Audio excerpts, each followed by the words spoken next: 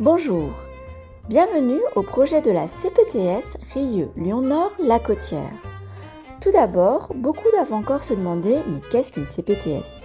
CPTS veut dire Communauté Professionnelle Territoriale de Santé. Le principe est né au sein de la loi de 2016 sur la modernisation du système de santé.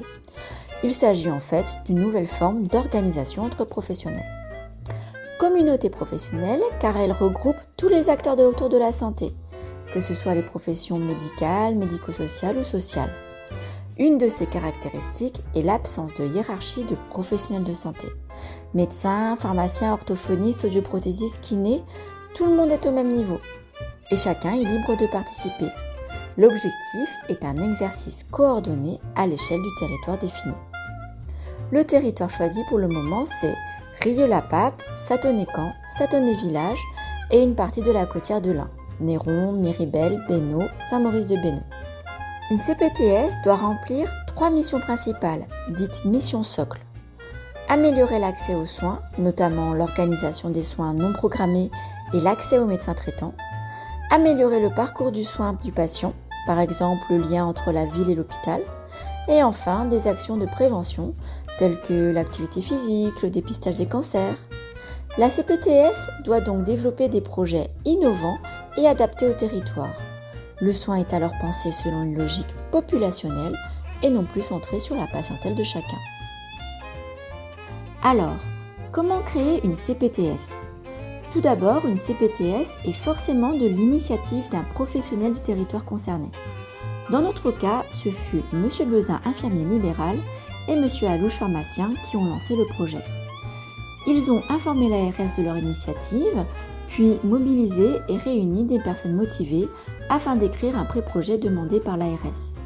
Ce pré-projet, ou lettre d'intention, est en fait un état des lieux et diagnostic de la situation du territoire ainsi qu'une ébauche de propositions. L'objectif est surtout de montrer nos motivations et nos capacités à réaliser le projet. La validation du pré-projet par l'ARS et la CPAM sert à débloquer un premier fonds servant à financer un chef de projet en santé. Dans notre situation, il s'agit de Madame Orlane Guéry. Son rôle principal sera de nous accompagner dans le projet et surtout de l'écrire selon les standards et exigences de l'ARS. Vient ensuite l'écriture du projet, qui se fait par groupe de travail. Chaque groupe se réunit une fois par mois pendant 3 mois. Après dépôt du projet, l'ARS et la CPAM valident, ou pas, le financement de notre CPTS. Dans notre cas, il s'agira a priori d'une CPTS de taille 2, qui correspond à un budget jusque 287 000 € par an pendant 5 ans.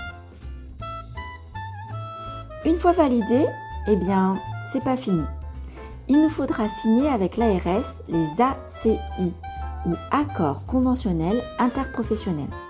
Nous entrerons en fait dans une phase de négociation avec l'ARS afin d'identifier nos objectifs à remplir en contrepartie de l'argent reçu et justifier la poursuite de ce financement. Une fois les accords signés, la mise en œuvre des projets pourra alors débuter. Ça y est, à présent, vous savez ce qu'est une CPTS. Pour le moment, nous en sommes là. Le pré-projet a été déposé et validé depuis cet été. Là où l'on a besoin de vous, c'est ici. Nous avons besoin de monde afin de créer des groupes de travail et élaborer des projets innovants adaptés à la population du territoire.